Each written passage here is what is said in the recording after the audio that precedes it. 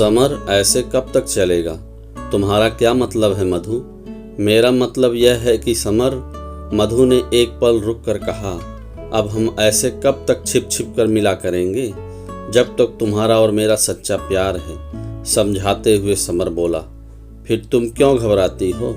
मैं घबराती तो नहीं हूँ समर, मगर इतना कहती हूँ कि अब हमें शादी कर लेना चाहिए।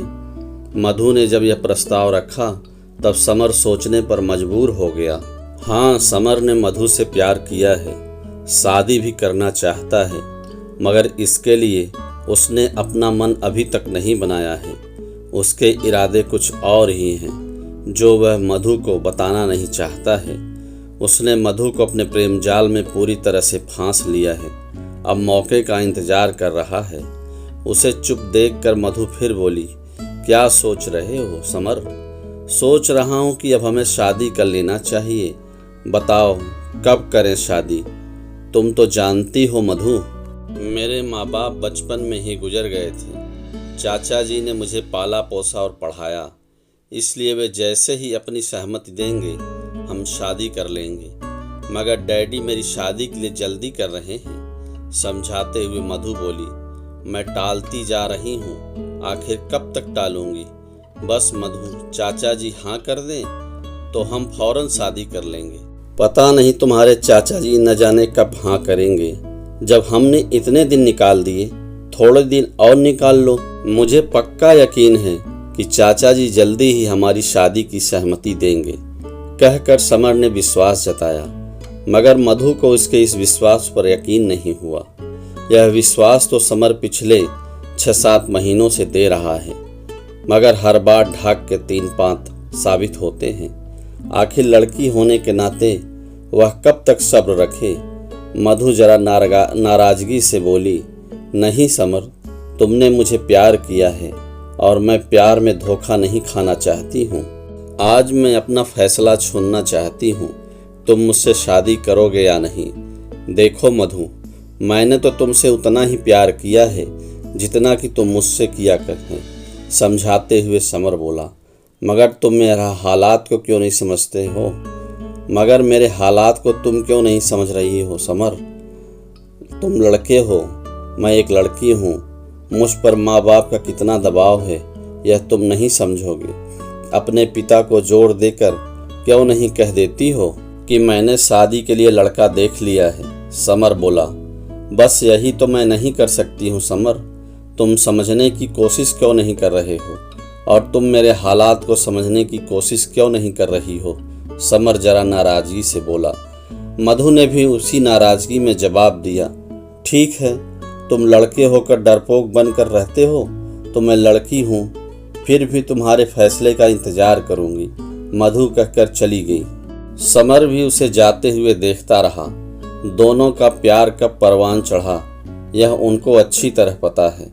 वैसे समर एक बिगड़ा हुआ नौजवान था, जबकि मधु गरीब परिवार की लड़की। वह अपने माता पिता की इकलौती बेटी थी। मधु अब जवानी की दहलीज पर कदम रख चुकी थी। जब लड़की जवान हो जाती है तब हर माता पिता के लिए चिंता की बात हो जाती है। मधु के लिए लड़के की तलाश जारी थी। कुछ लड़के मिले, मगर वे दहेज के लालची मिले। मधु के पिता इतना ज़्यादा दहेज नहीं दे सकते थे। वे चाहते थे कि मधु का साधारण घर में ब्याह कर दे, जहां वह सुखी से रह सके, मगर ऐसा लड़का उन्हें कई सालों तक नहीं मिला। मधु समर से शादी करना चाहती थी। वह बिना सोचे समझे उसे अपना दिल दे बैठी थी। इन 6-7 महीनों में वह समर के बहुत करीब आई, मगर उसे समझ नहीं पाई। उसने उस पर प्यार भी खूब जताया, जरूरत की चीज़ें भी उसे खरीद कर दी। जब भी समर का फ़ोन आता वह फौरन उससे मिलने चली जाती, तब घंटों बातें करती। शादी के बाद क्या क्या करना है सपनों के महल बनाती, मगर कभी वह यह भी सोचती कि यह सब फिल्मों में होता है, असल ज़िंदगी में यह सब नहीं चलता है। मगर जब भी वह उससे शादी की बात करती वह चाचा जी का बहाना बनाकर टाल देता। आखिर ये चाचा जी थे कौन? इसका जवाब उसके पास नहीं था। तभी मधु को एहसास हुआ कोई उसके पीछे पीछे बहुत देर से चला आ रहा है। उसने पीछे मुड़कर देखा तो एक बूढ़ा आदमी था। मधु ने ऊपर से नीचे तक घूरा, फिर गुस्से से बोली, आप मेरे पीछे पीछे क्यों चल रहे हैं? मैं जानना चाहती हूँ बेटी, जिस लड़के को तुमने छोड़ा है उसके बारे में क्या जानती हो? उस बूढ़े ने यह सवाल पूछकर चौंका दिया। मधु पल भर के लिए सोचती रही, यह आदमी कौन है और यह सवाल क्यों पूछ रहा है। कुछ देर तक मधु ने कुछ जवाब नहीं दिया। तब उस बूढ़े ने फिर पूछा, तुमने जवाब नहीं दिया बेटी, मगर आप क्यों पूछ रहे हैं बाबा? इसलिए बेटी कि तुम्हारी जिंदगी बर्बाद न हो जाए। क्या मतलब है आपका? वह मेरा प्रेमी है और जल्दी ही हम शादी करने जा रहे हैं। बेटी, मैंने तुम्हारी सारी बातें सुन ली थी। आड़ में रहकर वह बूढ़ा आदमी जरा खुलकर बोला, जैसे ही तुम वहां से चली थी तभी से मैं तुम्हारे पीछे पीछे चला आ रहा हूँ। बेटी, जिस लड़के से तुम शादी करना चाहती हो वह ठीक नहीं है, यह आप कैसे कह सकते हैं? क्योंकि मैं उसका बाप हूँ। इस बुढ़ापे में झूठ बोलते हुए आपको शर्म नहीं आती? क्यों हमारे प्यार के बीच दुश्मन बनकर खड़े हो? झल्ला पड़ी मधु। मुझे तो समर ने बताया कि उसके माँ बाप बचपन में ही गुजर गए। एक चाचा जी ने उन्हें पाला पोसा और उसके बाप बनकर आप कहाँ से टपक पड़े? मधु गुस्से से बोली, तुम्हें कैसे यकीन दिलाऊं बेटी? उस बूढ़े की बात में डर था। वह आगे बोला, मगर मैं सच कह रहा हूँ बेटी, समर मेरा नालायक बेटा है, जिसमें अपनी जायदाद से भी कानूनन अलग कर दिया है। वह तुमसे शादी नहीं करेगा बेटी, बल्कि शादी के नाम पर तुम्हें कहीं ले जाकर किसी कोठे पर बेच देगा। सारे गैर कानूनी धंधे वह करता है। नशे की तस्करी में वह जेल की हवा भी खा चुका है। तुमसे प्यार का नाटक करके तुम्हारे पिता को ब्लैकमेल करेगा। जिसे तुम प्यार समझ रही हो वह धोखा है। छोड़ दे उस नालायक का साथ, वहीं शादी कर बेटी जहां तेरे पिता चाहते हैं। एक बार फिर हाथ जोड़कर कह रहा हूँ कि बेटी छोड़ दे उसे। मैं तुझे बर्बादी के रास्ते से बचाना चाहता हूँ। इतना कहकर वह बूढ़ा रो पड़ा। मधु को लगा कहीं बूढ़ा नाटक तो नहीं कर रहा है। इतने में वह बूढ़ा आगे बोला, बेटी तुम्हें विश्वास न हो तो घर जाकर सारे सबूत मैं दिखा सकता हूँ। आप मेरे पिता समान हैं बाबा, झूठ नहीं बोलेंगे।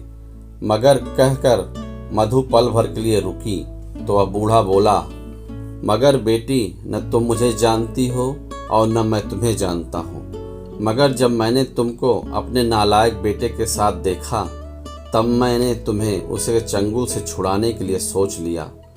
तभी से मैंने तुम्हारे घर आने जाने की योजना बनाई थी, ताकि तुम्हारे माँ बाप को सारी हकीकत बता सकूं। मेरा विश्वास करो, कहीं ऐसा न हो कि तुम प्यार में धोखा खा जाओ।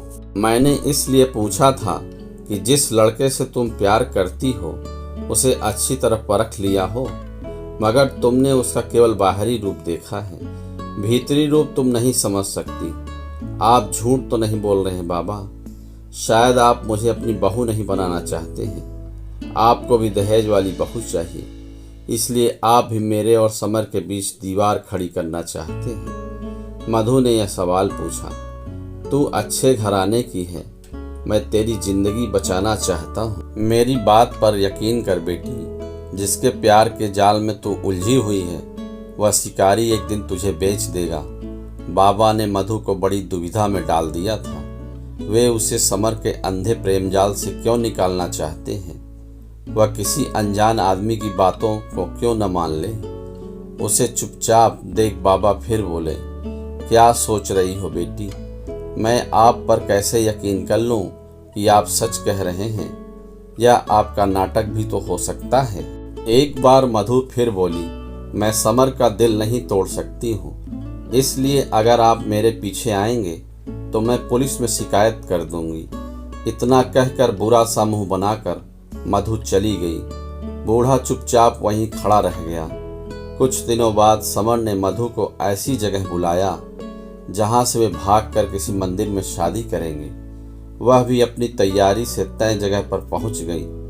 वहाँ समर किसी दूसरे लड़के के साथ बात करता हुआ दिखाई दे रहा था। वह चुपचाप आड़ में रहकर सब सुनने लगी। वह लड़का समर से कह रहा था, मधु अभी तक नहीं आई, वह अभी आने वाली है। अरे इन 6-7 महीनों में मैंने उससे प्यार करके विश्वास जीता है। अब तो वह आंख मूंद कर मुझे चाहती है। शादी के बहाने उसे ले जाकर चंपाबाई के कोठे पर बेच आऊँगा। ठीक है, तुम अपनी योजना में कामयाब रहो, कहकर वह लड़का दीवार फांद कर कूद गया। समर बेचैनी से मधु का इंतजार करने लगा। अब मधु समर की सच्चाई जान चुकी थी। इस समय उसे बाबा का चेहरा याद आ रहा था। बाबा ने जो कुछ कहा था सच था। अब समर के प्रति उसे नफरत हो गई। समर बेचैनी से टहल रहा था, मगर वह उससे नजरें बचाकर बाहर निकल गई। वह सचमुच आज अंधे मोड़ से निकल गई थी।